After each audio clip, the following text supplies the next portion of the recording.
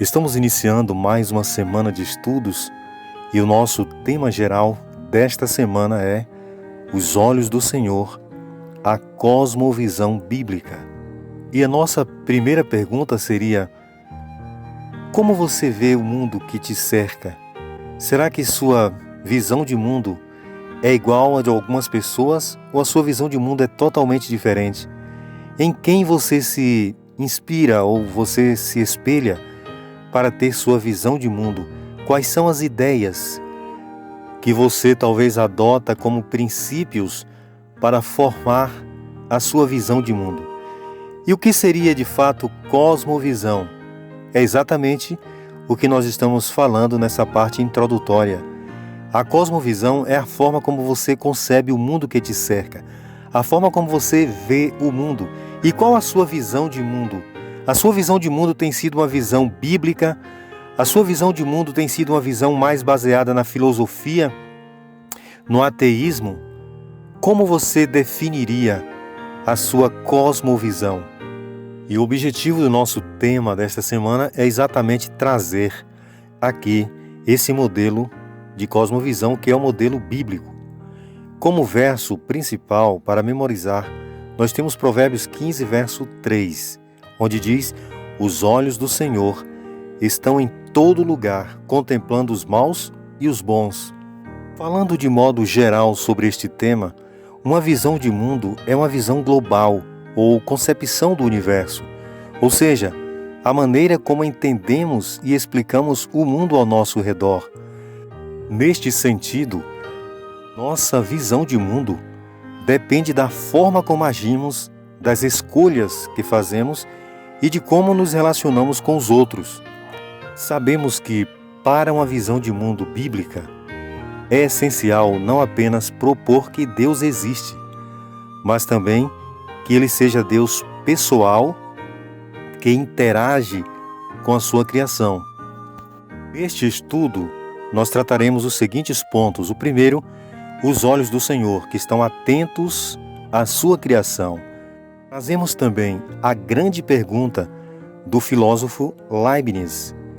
Trazemos a cosmovisão bíblica, como é que ela se configura, a importância de adorar o Redentor, Jesus Cristo, e a grande importância da lei de Deus.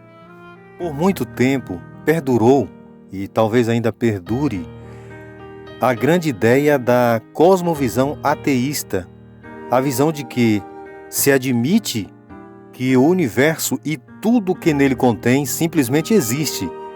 Não há deuses ou entidades sobrenaturais. Não há também significado ou propósito para a vida, além da própria subsistência. São de Davi as palavras: disse o nécio em seu coração, não há Deus. Salmo 53, verso 1, primeira parte. A Bíblia nos ensina que Deus é um Deus pessoal, que nos ama e interage com sua criação. Ele não é só onipotente, onisciente e onipresente, mas Ele também se preocupa individualmente com cada um dos seus filhos. E aqui nós vemos dois tipos principais de cosmovisão: aquele que admite a existência do universo, mas descarta a possibilidade de um Criador, e a cosmovisão bíblica, que apresenta um Deus pessoal, um Deus que está atento a cada detalhe do que acontece no universo. O que reforça talvez a cosmovisão ateísta é exatamente a catástrofe e destruição ocasionada pelo pecado. O grande filósofo Leibniz fez uma pergunta que permeou por muitos anos e ainda desperta muita curiosidade naqueles que leem a sua literatura. Ele disse: por que há algo em vez do nada? E a Bíblia responde à pergunta de Leibniz. Em Isaías 45, verso 12, a Bíblia diz: fui eu que fiz a terra e nela criei a humanidade. Referindo-se a Deus, minhas próprias mãos estenderam os céus.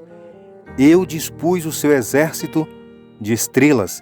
A Bíblia começa assumindo dois fatos fundamentais: Deus existe e criou o universo. Gênesis 1, verso 1. A partir dessas realidades emanam todos os outros ensinamentos bíblicos: a lei, a redenção e a ressurreição. Não aceitar a criação de Deus em 6 dias anula todas as outras doutrinas. Ou a Bíblia ensina a verdade em tudo, ou ela está mentindo. Não dá para ter meia verdade. Não é à toa que a criação é um dos temas mais repetidos na Bíblia. Gênesis 14, 9, Êxodo 20, 8 a 11, Eclesiastes 12, 1, Malaquias 2, 10, Jó 1, 1 a 4. Poderíamos citar aqui vários versículos da Bíblia que reforçam a criação.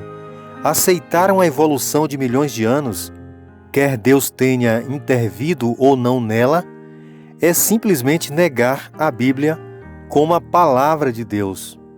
Qual seria de fato a cosmovisão bíblica? Quando lemos o livro de Efésios, nós vemos que existe um versículo muito importante ali, em um dos textos do apóstolo Paulo, Efésios 4, verso 14, onde lemos: para que não sejamos mais meninos inconstantes, levados em roda por todo o vento de doutrina, pelo engano dos homens, que com astúcia enganam fraudulosamente. Então a Bíblia diz: não estejam enganados. Você quer ter uma visão, uma cosmovisão bíblica? Então entenda, a palavra de Deus, ela não quer provar a existência de Deus, mas a Bíblia, ela registra e ela cita: Deus criou o universo e ponto. Por exemplo, ao observar um arco-íris, uma visão de mundo ateu verá apenas um belo fenômeno físico. No entanto, uma visão de mundo bíblica verá neste fenômeno físico um lembrete da promessa divina de não destruir a terra novamente com uma inundação. Gênesis 9, versículos de 9 a 17.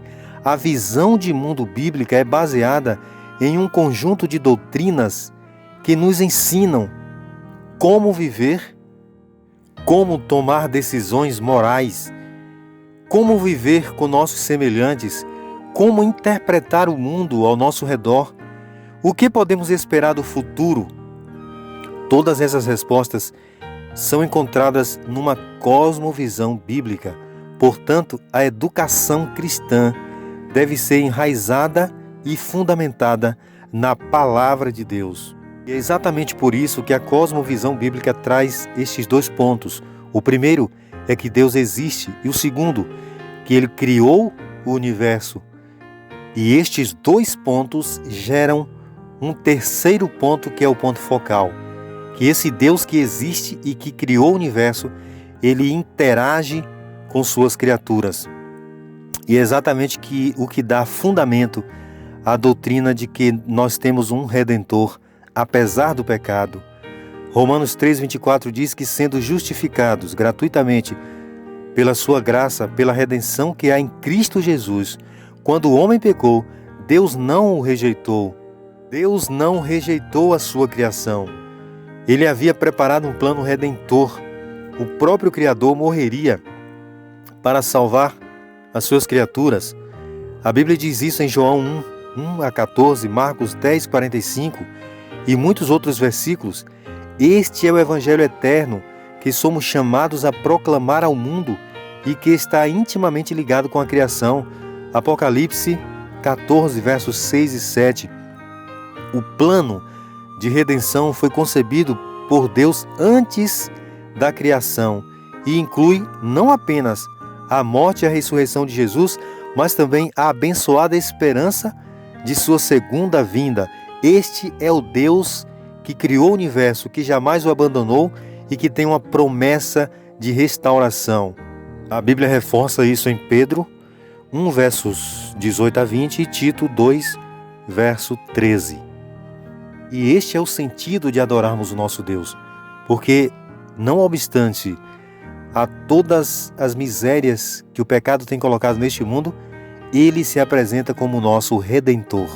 A cosmovisão bíblica também perpassa pela importância da lei de Deus. A lei de Deus, o Decálogo, o que reflete o caráter de Deus que está em vigor. Aqui está a paciência dos santos, aqui estão os que guardam os mandamentos de Deus e têm a fé em Jesus, diz Apocalipse 14, verso 12.